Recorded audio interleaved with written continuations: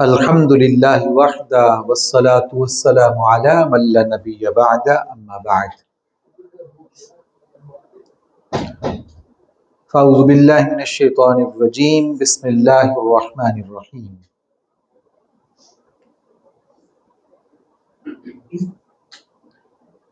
وإذ قال ربك للملائكة إني جاعل في الأرض خليفة قالوا أتجعل فيها من يفسد فيها ويسفك الدماء ونحن نسبح بحمدك ونقدس لك قال إني أعلم ما لا تعلمون وعلم آدم الأسماء كلها ثم عرضهم على الملائكة فقال أنبئوني بأسماء هؤلاء إن كنتم صادقين قالوا سبحانك لا علم لنا إلا ما علمتنا إنك أنت العليم الحكيم قال يا آدم أنبئهم بأسمائهم فلما أنبأهم بأسمائهم قال ألم أقل لكم إني أعلم غيب السماوات والأرض وأعلم ما تبدون وما كنتم تكتمون صدق اللہ مولانا العظیم۔ معزز سامعین، سورۃ البقرہ کی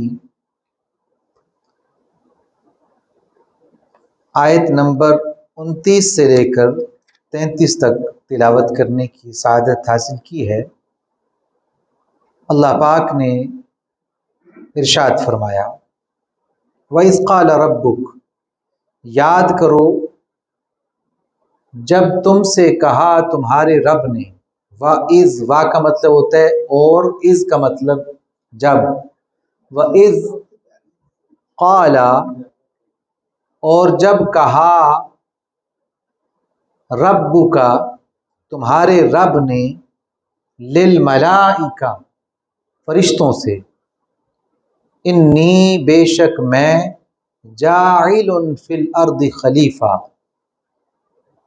زمین میں خلیفہ بنانے والا ہوں۔ قالو، تو وہ بولے، اتجعل فیہا، کیا آپ بنائیں گے اس میں، من یفسد فیہا، اسے جو اس میں فساد پھیلائے گا، ویسفک الدماء، اور خون ریزیاں کرے گا، خون بہائے گا۔ اچھا، قرآن کریم کی آیا جناب سیدنا آدم علیہ السلام کی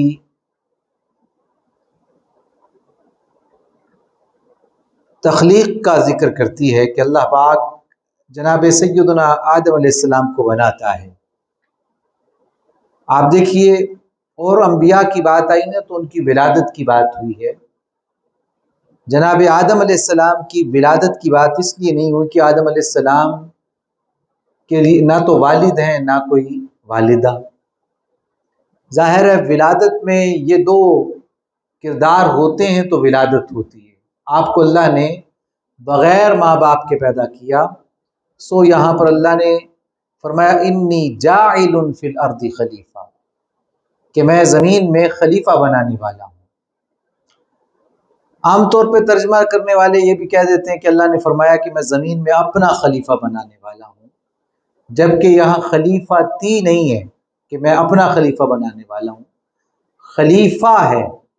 خلیفہ خلف سے ہے، خلف کا مطلب ہوتا ہے بعد میں آنے والا، تو اللہ تو خلف سلف دونوں سے پاک ہے، نہ کوئی اس سے پہلے نہ کوئی اس کے بعد۔ تو ایسا نہیں، عام طور پہ خلیفہ ہوتا بھی اس کا ہے جس کو چلے جانا ہوتا ہے، ٹھیک ہے، کہیں جانا ہو یا ہمیشہ کے لیے چلے جانا ہو تو اللہ تو ان دونوں چیزوں سے پاک ہے۔ تو یہ خلیفہ بمانا اس بات کے تھا کہ آپ آدم علیہ السلام سے پہلے اگر دیکھیں تو اللہ پاک نے اس دنیا میں جنوں کو بھیجا تھا، تو جن سلف تھے یعنی پہلے آنے والے، ان کے بعد آنے والے جناب آدم علیہ السلام اور آپ کی اولاد ہونا تھی، سو اس نسبت سے آپ کو خلیفہ کہا گیا۔ سمجھ گئے میری بات؟ یعنی بعد میں آنے والے۔ جی، عام طور پر ہم سمجھتے ہیں کہ خلیفہ کا مطلب نائب بھی ہوتا ہے، ٹھیک ہے، البتہ نمائندگی کی والی بات ٹھیک ہے، اللہ کے شان کے شایان نہیں کہ ہم یوں سمجھیں کہ اللہ کا کوئی نائب ہوگا۔ نائب تو اس کو چاہیے ہوتا ہے جس کو کبھی غیر حاضر ہونا ہو، جس کو کوئی کام پڑ جائے تو وہ موجود نہ ہو، یا اسے زندگی کا معاملہ، ظاہر ہے موت کا معاملہ آ جاتا ہے، تو اس کے کہیں بھی کوئی معاملہ آ جائے، ایکسیڈنٹ ہو جائے، ضرورت پڑ جائے، جانا پڑ جائے، تو اس کے لیے چاہیے ہوتا ہے۔ اللہ کو ایسے خلیفہ کی ضرورت نہیں ہے، اللہ ہر خلف سلف سے پاک ہے۔ سو اس نے آدم علیہ السلام کو، یہ اللہ کی طرف سے طے تھا کہ جنوں کے بعد اللہ نے انسانوں کو اس دنیا میں بھیجنا تھا، اور سو یہ دن آ گیا۔ قالو، تو فرشتے بولے، اتجعل فیہا، کیا آپ ایسے کو وہاں بھیج رہے ہیں، من یفسد فیہا، جو وہاں پر فسادی پھیلائے گا، ویسفک الدماء، اور خون بہائے گا، وَنَحْنُ نُسَبِّحُ بِحَمْدِكَ، اور ہم تو آپ کی تسبیح بیان کرنے والے ہیں، وَنُقَدِّسُ لَكَ، اور تقدیس بھی بیان کر لیتے ہیں۔ دیکھیں تسبیح، نسبیوں میں نون کا معنی ہے ہم، اور آگے سین بے ہے، یہ اسی سے سب تسبیح ہے، سبح یسبح تسبیحا۔ اسی طرح نقدس میں نون جو ہے وہ جمع متکلم کا صیغہ ہے، اس کا مطلب ہوتا ہے ہم، نون جیسے نفعلو ہم کام کرتے ہیں، نعملو ہم عمل کرتے ہیں، نشربو ہم پیتے ہیں، ٹھیک ہے، نکتبو ہم لکھتے ہیں، تو نون آ رہا ہے، وَنُقَدِّسُ لَكَ، اور ہم تقدیس بیان کرتے ہیں، لک کس کی، آپ کی، لکا تیرے لیے، قالا اللہ پاک نے فرمایا، انی بے شک میں، اعلم زیادہ جانتا ہوں، ما لا تعلمون جو تم نہیں جانتے، تو اللہ بہتر جانتا ہے۔ تو اللہ نے فرمایا یہ میں بہتر جانتا ہوں، تم تو وہ نہیں جانتے، کیونکہ اللہ خالق ہے، اللہ اس پوری کائنات کو ڈیزائن کرنے والا، تخلیق فرمانے والا ہے، تو ہر ایک کی خوبیوں سے بھی واقف ہے اور اس کی خامیوں سے بھی واقف ہے۔ سو اللہ پاک نے جو فرشتوں کو تجربہ تھا کہ اس سے پہلے جو مخلوق اس دنیا میں آباد تھی، جن، تو ان کا اینڈ اسی بات پہ ہوا کہ اللہ نے بالکل یہاں پر کورس چینج کر دینا تھا، وہ ان کا معاملہ ختم ہو گیا، اب اگلی دنیا آ گئی، اگلی دنیا کے لیے جناب آدم علیہ السلام کو اللہ پاک نے بنایا۔ آدم علیہ السلام کا جو نام ہے آدم، یہ عدم سے ہے، ایک عین والا عدم ہوتا ہے جو نہ ہونا ہوتا ہے، ایک عدم الف دال میم والا ہوتا ہے جو مٹی سے ہے۔ چونکہ آپ کو اللہ نے مٹی سے پیدا فرمایا، زمین سے پیدا فرمایا، تو اس وجہ سے آپ کو آدم کہا گیا، اور آدم علیہ السلام کی اولاد کو آدمی کہتے ہیں، یہی ہے نا ہماری اردو میں استعمال ہوتا ہے، فلاں آدمی آیا، تو آدمی جو ہے وہ آدم سے ہے۔ ہم انہیں یوں بھی کہتے ہیں کہ آدم علیہ السلام کی اولاد۔ آدمی کون ہوتا ہے؟ آدم علیہ السلام کی اولاد۔ اب جناب آدم علیہ السلام کو اللہ پاک نے دنیا میں بھیجا، ساتھ میں اس سے پہلے یہ پورا تعارف بیان ہوا ہے کہ اللہ پاک نے آدم علیہ السلام کو بنایا اسی مٹی سے ہے، منہا خلقناکم، قرآن میں آتا ہے منہا خلقناکم، کہ اس میں سے پیدا کیا ہم نے تمہیں، ٹھیک ہے، وفیہا نعیدکم، اور اسی میں ہم تمہیں لوٹا دیں گے، ومنہا نخرجکم تارۃ اخری، اور پھر اسی میں سے ہم بعد میں تمہیں اٹھائیں گے بھی۔ ایک میں بک دیکھ رہا تھا، ویسے عام طور پہ بعض لوگوں کا یہ خیال ہے کہ آدم یعنی مین جو ہے وہ بھی اس دنیا کی مخلوق نہیں ہے، اور ومن بھی جو ہے وہ اس دنیا کی مخلوق نہیں ہے۔ تو وہ کہتے ہیں کہ man is from Mars and woman is from Venus. بات سمجھ رہے ہیں؟ Man is from Mars and women is from Venus, یعنی اس کا سیارہ جو ہے وہ زہرہ ہے خاتون کا، وہ اور سیارے سے آئی، اور بندے کا جو ستارہ ہے یا سیارہ ہے وہ جو ہے وہ مریخ ہے، یعنی وہ دوسرا سیارہ ہے.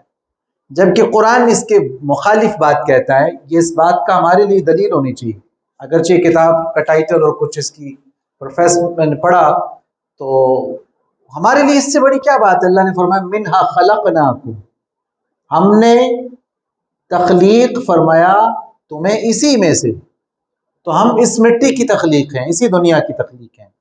یہی وجہ ہے کہ ہزار کوشش کے باوجود، بڑے بڑے خلائی مشن بھیجنے کے باوجود انسان کی زندگی کے لائق ابھی تک کوئی سیارہ دریافت نہیں ہو سکا کہ جہاں پر جناب زندگی شروع کی جا سکے.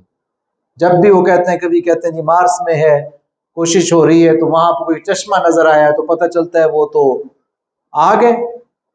جیسے دور سے ہم سفر کرتے ہیں نا کسی بڑی شاہراہ پر، تو دور سے ایسا لگتا ہے جیسے پانی کھڑا ہوا ہے، تو وہ سراب ہوتا ہے، ایلوژن ہے. اسی طرح اتنی دور بیٹھ کر تو آپ سراب ہی کا شکار ہیں، تو وہ حقیقت نہیں ہوتی. تو اللہ نے اس دنیا سے انسان کو خلق فرمایا. آدم علیہ السلام کو اللہ نے مختلف جگہ کی مٹی بخشی.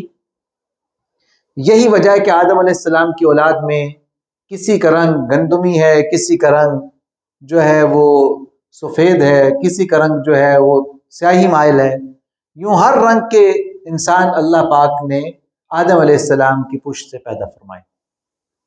اسی طرح اللہ پاک نے آگے جو آپ کو رتبہ بخشا وہ فرمایا وَعَلَّمَ آدَمَ الْأَسْمَاءَ كُلَّهَا، اور ہم نے علم دیا آدم علیہ السلام کو اسماء کا، کلہا سب کا. یہ ناؤنز کا علم ہے، ناؤنز.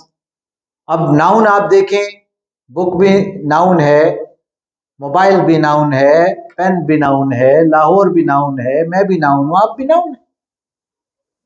کسی چیز کا نام، کسی جگہ کا نام، ٹھیک ہے، اور کسی شخص کا نام، یہ ناؤن کہلاتی اسماء. تو نام آ جائیں تو پھر انسان کے لیے کام بھی آسان ہو جاتے ہیں. یہی وجہ ہے کہ بچے بھی جب سیکھتے ہیں نا تو شروع میں وہ چیزوں کے نام سیکھتے ہیں، پوری ورڈنگ ان کو نہیں آتی.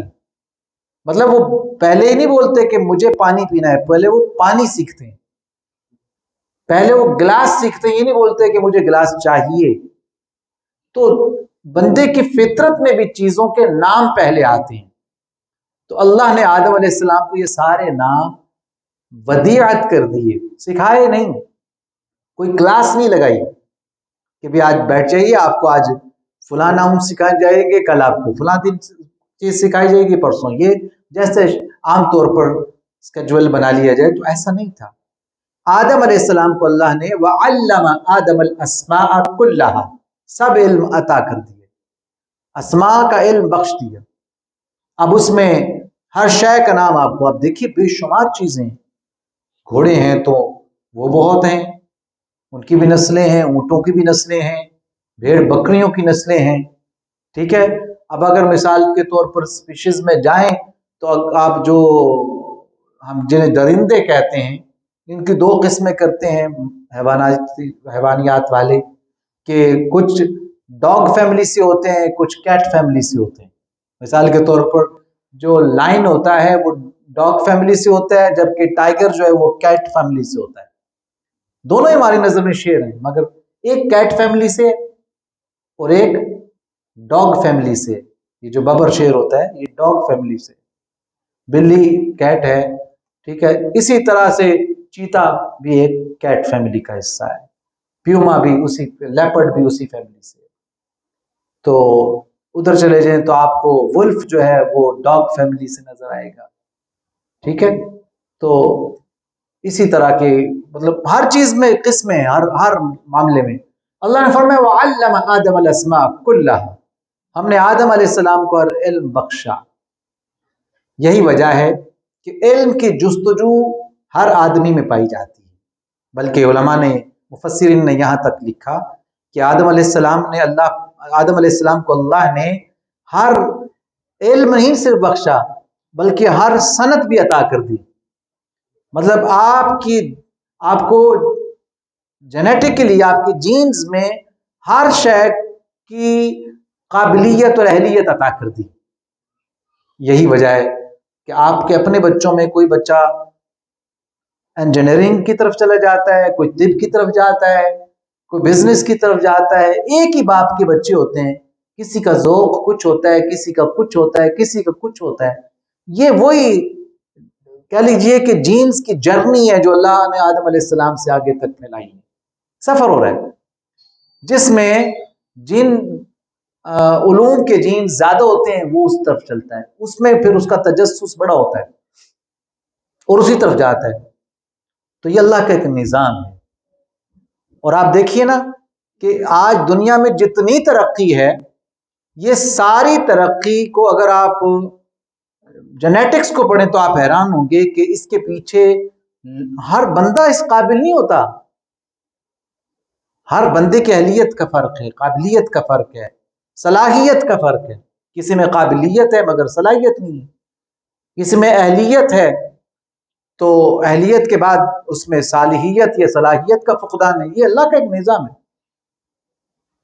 اللہ نے آدم علیہ السلام کو ایسا، اس لیے آدم علیہ السلام کو اللہ نے علم سے ممتاز کیا. آگے دیکھیے گا اس آیا میں آگے چل کے اللہ نے فرمایا بھی، کسی شاعر نے بھی کہا نا کہ جو پایا علم سے پایا بشر نے، جو پایا علم سے پایا بشر نے، فرشتوں نے بھی وہ پایا نہ پایا. علم انسان کو ممتاز کرتا ہے. تو فرمایا وَعَلَّمَ آدَمَ الْأَسْمَاءَ كُلَّهَا، اور اس نے آدم علیہ السلام کو سارے اسماء کا علم بخش دیا. اب سارے اسماء، درختوں کے نام، درختوں میں بھی بہت سی قسمیں، پھلوں کے نام، پھلوں میں بھی بہت سی قسمیں، حیوانات کے نام، ان میں بھی بہت سی قسمیں، جمادات کے نام، ان میں بھی بہت سی قسمیں، اور نباتات کے نام، ان میں سے بھی بہت سی قسمیں. تو الغرض یہ کہ بے شمار علوم کو اللہ نے آپ کو وہ علوم بلٹ ان بخشے ہیں، بلٹ ان. اس کے لیے آپ کو کہیں جانا نہیں پڑے. تو آدم علیہ السلام پہلے بشر ہیں، بلکہ ابو البشر ہیں، اور پہلے نبی بھی ہیں. یہ اس بات کا اعلان ہے کہ جو اللہ رب العزت کی بارگاہ سے آئے نبی، وہ اللہ کی بارگاہ سے فیض یافتہ ہوتا ہے. تو جتنا بڑا استاد ہوتا ہے اتنا بڑا شاگرد بھی ہوتا ہے. تو جسے اللہ نے علم بخشا ہو، کوئی دنیا کا بڑے سے بڑا جینیس بندہ اس کے پاؤں کی خاک کے برابر بھی نہیں ہو سکتا. تیرے سامنے یوں ہیں دبے لچے فصحا عرب کے بڑے بڑے، کوئی جانے منہ میں زباں نہیں، نہیں بلکہ جسم میں جان نہیں. بڑے بڑوں کی بس ہو جاتی تھی جب حضور بولتے تھے. حضور فرماتے ہیں اوتیت جوامع الکلم، اللہ نے مجھے جوامع الکلم عطا کیے ہیں. حضور صلی اللہ علیہ وسلم کے ایک ایک جملے کے کئی کئی معانی نکلتے تھے. حضور جوامع الکلم ہے. نصرت بالرعب، اللہ نے میری رعب سے نصرت کی ہے. ایک میل کے فاصلے پر بھی میرا جو دشمن ہوتا ہے نا، سفر کے فاصلے پر، تو اس کے دل میں میری ہیبت اور رعب بیٹھ جاتا ہے. تو اللہ کے نبی کا مقام عام نہیں ہے. پھر فرمایا ثم عرضهم علی الملائکہ، پھر اللہ نے آدم علیہ السلام کو پیش کیا فرشتوں کے سامنے. فقال، فرمایا انبئونی باسماء ہؤلاء، دیکھو بھئی یہ چیزیں ہیں، ٹھیک ہے. اب اللہ نے ان کو پیش کیا لوگوں، ان فرشتوں کے سامنے. کچھ درخت رکھ دیے، کچھ حیوانات کی پکچر رکھی یا ان کو سامنے کیا. فرمایا فقال انبئونی باسماء، اب اللہ نے ارشاد فرمایا مجھے بتاؤ ان کے نام، مجھے بتاؤ ان کے نام، ان کنتم صادقین، اگر تم سچے ہو. اچھا، یہاں سے ایک بات معلوم ہوئی، لطیف بات ہے کہ ابھی دنیا بنی نہیں ہے، ٹھیک ہے. ابھی اللہ پاک نے اس کی تیاری کرنی ہے اور دنیا بننے جاری ہوئی ہے، اور وہ جو چیزیں ہیں ان چیزوں کی موجودگی اس بات کا اعلان ہے کہ آدم علیہ السلام سے پہلے وہ ساری چیزیں موجود تھیں، وہ ساری چیزیں موجود تھیں پہلے سے ہی۔ اسی لیے علامہ نے کہا نا، نہ تو زمین کے لیے ہے نہ تو زماں کے لیے، زمین جہاں ہے تیرے لیے تو نہیں جہاں کے لیے، جہاں ہے تیرے لیے تو نہیں جہاں کے لیے، ساری دنیا بندے تیرے لیے، تو اس پاک پروردگار کے لیے، تیرا تو سودا ہو گیا ہے۔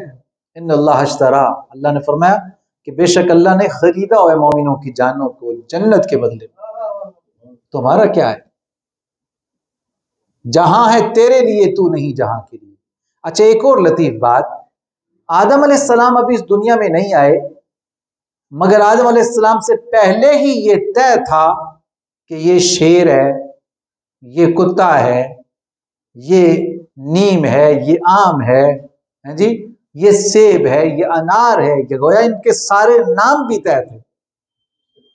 تو نام کو اولیت دے اللہ نے بھی، اس لیے کہا جاتا ہے، حضور نے فرمایا کہ باپ پر بچے کے 3 حق ہیں۔ پہلا حق یہ کہ اس کو اچھا نام دیا جائے، اس کا اچھا نام رکھا جائے۔ گویا اس دنیا میں آنے پر بچے کا بھی یہ حق ہے کہ اس کا نام رکھا جائے، یہاں تک کہ کوئی شخص، کوئی بچہ بالکل ایام شیر خارگی میں بھی فوت ہو جائے تو اس کا نام ضروری ہے۔ کیوں؟ اس کی وجہ یہ ہے کہ وہ بروز قیامت اپنے والدین کے لیے شافع بنتا ہے، شفاعت کا ذریعہ بنتا ہے، تو نام سے ہی پھر پکارا جاتا ہے، نام کہا جائے گا، ہاں بھی فلاں ابن فلاں، تو نام رکھا جائے گا۔ تو معلوم ہوا کہ نام تھے۔ قالو، فرشتے بولے، سبحانک، میرے مولا آپ ہے، آپ پاک ہو۔ اچھا یہ یاد رکھیے گا، جو بندے ہوتے ہیں نا اللہ کے، چاہے وہ فرشتوں کی صورت میں ہو یا انسانوں کی صورت میں، جن کو بندگی کا شعور حاصل ہو جائے، ان میں عاجزی ہوتی ہے، وہ ہمبل ہوتے ہیں، وہ عجز کا پیکر ہوتے ہیں، ان میں تکبر نہیں ہوتا۔ اگر انہیں نہیں پتا تو وہ کہہ دیتے ہیں کہ سوری مجھے معلوم نہیں، دیکھیے نا، مجھے معلوم نہیں۔ اور یہ کہنا، حضرت مولا علی فرماتے ہیں کہ لا ادری کہنا یہ آدھا علم ہے۔ کوئی کہے نا کہ مجھے علم نہیں ہے، یہ آدھا علم ہے۔ ہاں ہوتا یہ، آپ نے کبھی غور کیا ہوگا، جسے جو کہتا نہیں نا کہ مجھے یہ نہیں آتا، تو وہ سیکھتا بھی نہیں۔ یہ بہت خوبصورت بات ہے۔ حقیقت یہ ہے کہ سیکھنے کی ابتدا ہی تب ہوتی ہے جب آپ اس بات کا اقرار کر لیں کہ میرا برتن خالی ہے، اور خالی برتن میں ہی کچھ آتا ہے۔ آپ پہلے کہیں نہیں میرا برتن تو بھرا ہوا ہے، تو بھائی آپ کو تو کچھ نہیں آئے گا۔ لا ادری کہنا یعنی آئی ڈونٹ نو، یہ بندے کی شان ہے، یہ کوئی نقصان نہیں ہے، یہ کوئی کہہ لیجئے گستاخی نہیں ہے، یا یہ کوئی شان میں کم، شان کم ہونا نہیں ہے۔ فرشتوں نے کہا سبحانک، مولا تو پاک ہے، لا علم لنا، ہمارے پاس کوئی علم نہیں ہے، الا ما علمتنا، سوائے اس کے جو تو نے ہمیں بخشا، جو علم تو نے بخشا۔ اچھا یہ بندہ ہوتا ہی وہ بندہ ہے، حقیقت میں بندہ ہوتا ہی وہی ہے جو ہر علم کو اپنے رب سے منسوب کرے، مولا میرے پاس کچھ بھی نہیں، سب تیرا عطا کردہ ہے۔ حقیقت ہے، کوئی چیز ایسی نہیں ہے جس کو ہم سمجھیں کہ یہ ہماری پراپرٹی ہے، اللہ دیتا ہے۔ شعور کون بخشتا ہے؟ اللہ دیتا ہے۔ آپ کو کوئی کام کرنے کا ہنر آتا ہے تو اللہ عطا فرماتا ہے۔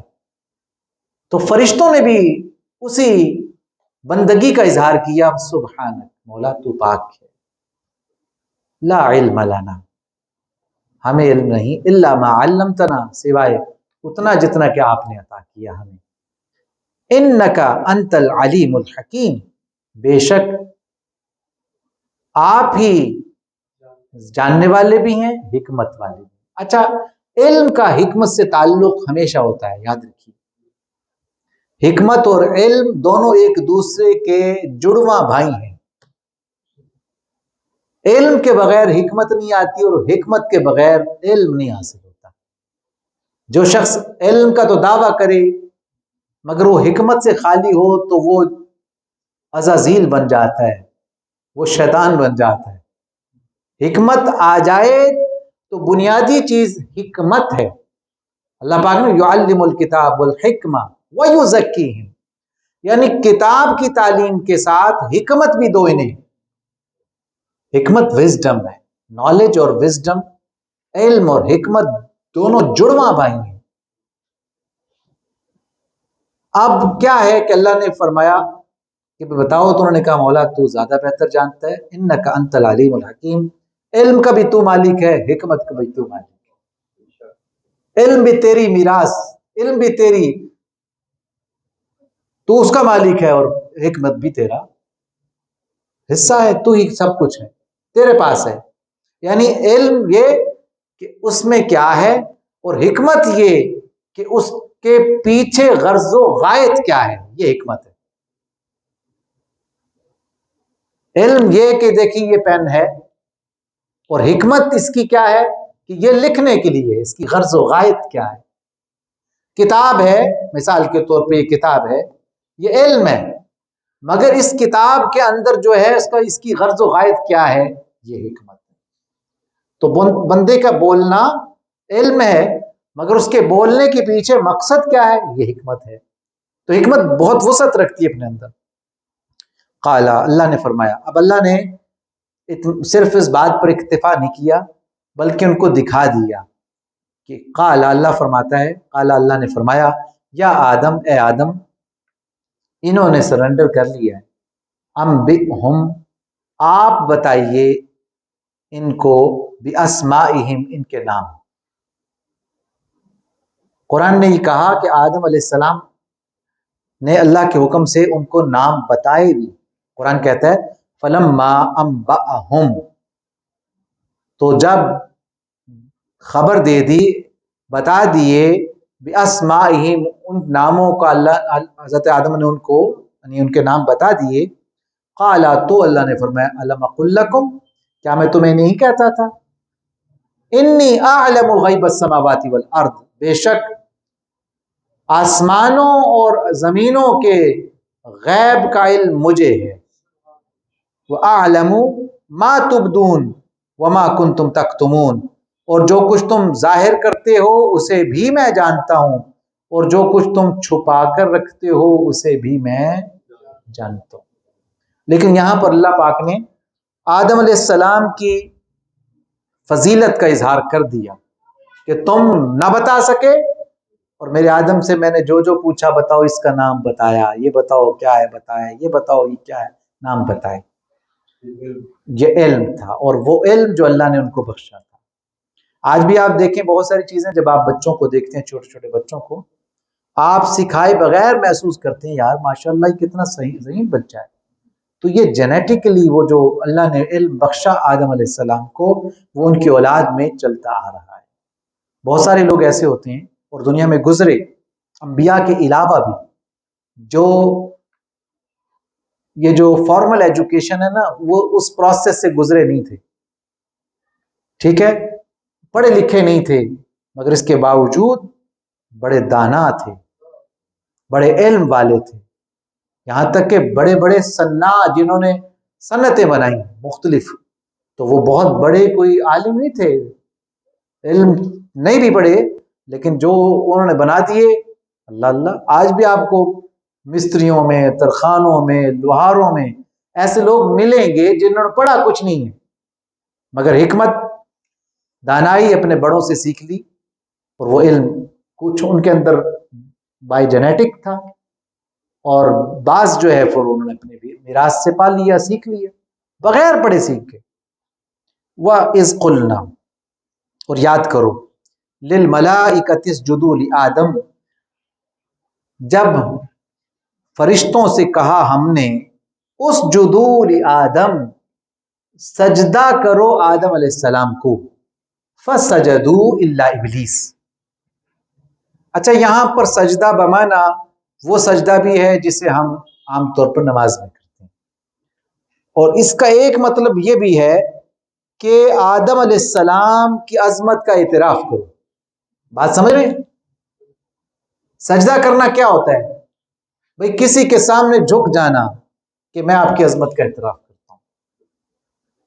اللہ سے بڑا تو کوئی نہیں ہے، لہٰذا ہم انتہائی تذلل کی کیفیت میں اللہ کے حضور اپنا سر جھکاتے ہیں رکوع میں، اور پھر سجدے میں جا کر نہ صرف سر، ماتھا، ناک، ہاتھ، پاؤں سب زمین پہ ٹکا دیتے ہیں کہ مولا ہم سب، وہ جیسے کہتے ہیں نا کہ چاروں شانوں چت ہو جاتا ہے بندہ، تو یہاں انسان ہر طرح سے رب کے حضور اپنی عاجزی کا اظہار کر کے کہتا ہے سبحان ربی الاعلی، مولا میں کچھ بھی نہیں، اعلیٰ تو ہی ہے، پاک بھی تو ہے میرے رب اور اعلیٰ بھی تو ہے۔ یہ بندگی کا وہ مقام ہے، حضور فرماتے ہیں کہ سب سے زیادہ بندہ سجدے میں اپنے رب کے قریب ہوتا ہے۔ قریب سے مراد یہ نہیں ہے کہ رب اس کے قریب آ جاتا ہے، بنیادی طور پر جب بندہ فنائیت کے مقام میں پہنچتا ہے نا اور کہتا ہے مولا میں کچھ بھی نہیں ہوں، سب تو ہے، یہ میں کا جھگڑا ہے نا کہ میں ہوں یہ، میں ہوں وہ۔ سجدے میں جا کر جب بندہ اپنی ناک بھی زمین پہ لگا دیتا ہے، ماتھا بھی زمین پہ ٹیک دیتا ہے، ہاتھ بھی زمین پہ ٹیک دیتا ہے، گھٹنے بھی ٹیک دیتا ہے۔ دیکھیں نا جی، گھٹنے، یہ جو پاؤں سے نیچے جھکنا یہ بھی عاجزی ہے، گھٹنے زمین پہ لگانا یہ بھی عاجزی ہے، پھر اس سے نیچے اپنی کونیاں نیچے کر کے ہاتھ زمین پہ بچھانا یہ بھی عاجزی ہے، پھر اس کے بعد اپنی پیشانی زمین پہ لگانا یہ بھی عاجزی ہے، اور آخری چیز کہتا ہے بندہ لکیراں کٹواتا ہے، یہ بھی عاجزی ہے۔ یعنی عاجزی کی ہر صورت سجدے میں ہوتی ہے۔ تو جب بندہ عاجز ہو کر کہتا ہے مولا میں کچھ بھی نہیں ہوں، سبحان ربی الاعلی، پاک ہے میرا رب اور اعلیٰ بھی وہ ہے۔ اعلیٰ کا مطلب ہوتا ہے سب سے بلند، اعلیٰ کا کیا مطلب ہوتا ہے؟ سب سے بلند، علو کی اس میں تفضیل ہے، سب سے بلند و بالا، سب سے بڑی شان والا۔ تو جب بندہ کہتا ہے مولا میری کیا شان ہے، شان سب تیری، تو یہ جو کیفیت ہوتی ہے حضور فرماتے ہیں سجدے میں بندہ سب سے زیادہ رب کے قریب ہوتا ہے۔ مٹا دے اپنی ہستی کو، اگر کچھ مرتبہ چاہے کہ دانا خاک میں مل کر گل و گلزار ہوتا ہے، جب تک تو مٹا نہیں نا تب تک کچھ نہیں، مٹنا پڑتا ہے، تو یہ مٹنے والا آخری مقام۔ تو فرمایا اللہ نے کہ بھئی اسجدوا لآدم، آدم علیہ السلام کی عظمت کا اعتراف کرو، فسجدوا، سب نے سجدہ کیا، اعتراف کیا، الا ابلیس، سوائے ابلیس کے۔ ابلیس میں بیماری تھی، ابلیس اپنے آپ کو بڑی کوئی شے سمجھتا تھا، وہ جب معلم الملکوت جو بن گیا تو یہ جو میں ہوتی ہے نا، اللہ نے دکھایا کہ اس میں کو میں پسند نہیں کرتا۔ فسجدو، سب نے کیا سجدہ، الا ابلیس، مگر ابلیس نے نہ کیا، ابا، اس نے انکار کر دیا، واستکبر، کیونکہ وہ تکبر کر رہا تھا، وکان من الکافرین، اور وہ کافروں میں ہو گیا، کافر ہو گیا۔ اچھا، یہ اس بات کو ابا واستکبر، اس نے انکار کیا اور تکبر کیا، بات ادھر بھی کمپلیٹ ہو جاتی ہے، لیکن اللہ نے وکان من الکافرین کہہ کے یہ بتا دیا کہ اس کا سب بھی ضائع ہو گیا۔ آپ کو پتہ ہے ایک بندہ جتنا مرضی گنہگار کیوں نہ ہو، جب وہ آ کر دائرہ اسلام میں داخل ہوتا ہے تو اس کے سارے گناہوں پہ پانی پھر جاتا ہے، سارے گناہ اسلام لانے سے ختم ہو جاتے ہیں، بندہ گناہوں سے ایسے پاک ہو جاتا ہے جیسے اس کی ماں نے پہلے دن جنا تھا۔ یہ تو ہے اسلام کی برکت۔ اسی طرح وہ شخص جس نے اسلام پایا اور بدبختی اس کی آ گئی، اس نے کفر کا ارتکاب کر لیا، تو کفر کرنے پر اس کی ساری نیکیوں پہ پانی پھر جاتا ہے۔ تو اللہ نے فرمایا ابا، انکار کیا اس نے، واستکبرا، تکبر کیا، وکان من الکافرین، ساری عبادتیں ضائع کر بیٹھا، ساری عبادتوں پر پانی پھر گیا۔ اب یہاں اللہ کا یہ اعلان ہے کہ بندے دیکھ، انکار نہ کر، تکبر نہ کر۔ یہ جو تکبر ہے نا، یہ بندے کو برباد کر دیتا ہے۔ آج بھی آپ دیکھیں، ہم نے بچپن میں بھی کہانیاں پڑھی، اردو کا محاورہ ہے کہ غرور کا سر نیچا، غرور کا سر، یہ غرور تکبر ہی ہے نا، تکبر کرنے والا جھکتا ہے۔ آج بھی آپ دیکھیں، جو بندہ عاجزی اختیار کرتا ہے اسے دنیا میں بھی عزت ملتی ہے اور آخرت میں بھی عزت۔ عاجزی اختیار کیجیے۔ حضور فرماتے ہیں من تواضع للہ، جس نے اللہ کے لیے تواضع اختیار کیا، عاجزی اختیار کی، ہمبل بن گیا، نرم بن گیا، من تواضع للہ رفعہ اللہ تعالی، اللہ اسے رفعت عطا فرماتا ہے۔ تو یہ سبق ہے۔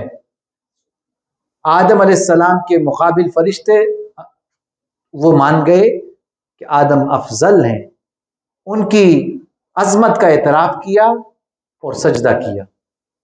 سجدہ کیا تو اس نے نہ کیا، تو فرشتوں نے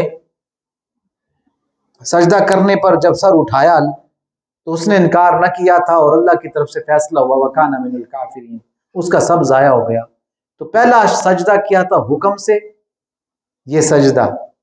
دوسرا سجدہ پھر انہوں نے شکر سے کیا کہ یا اللہ تیرا شکر ہے، یہ اس کی طرح ہم برباد نہیں ہوئے۔ اس لیے ہم نماز میں ہر رکعت میں کتنے سجدے کرتے ہیں؟ پہلا سجدہ حکمی ہے، حکم کا سجدہ ہے، اللہ کا حکم تھا، سجدہ کر لیا۔ اور دوسرا اس بات کا کہ شکر یا اللہ تو نے اپنے نیک بندوں میں، اپنے قابل بندوں میں رکھا ہے، مردود نہیں کیا، یہ شکر ہے۔ لہٰذا آپ سجدے صاحب بھی کریں تو کتنے سجدے کرتے ہیں؟ 2 کرتے ہیں۔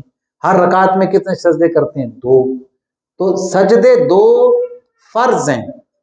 اگر ایک سجدہ کرے اور بندہ سجدے صاحب کر لے تو نماز پھر بھی نہیں ہوتی، آپ کو پتہ ہے، کیونکہ 2 فرض تھے، فرض چھوٹ جائے تو سجدے صاحب سے بھی پوری نہیں ہوتی۔